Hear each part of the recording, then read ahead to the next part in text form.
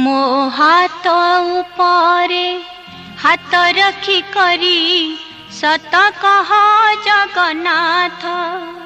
मो हाथ उपरे हाथ रखी करी सत कह जगन्नाथ।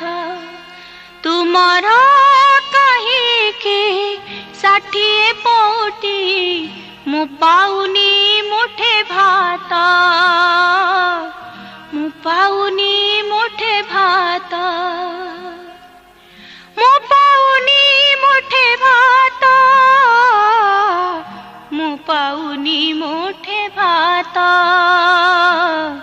मु पाउनी मुठे भात।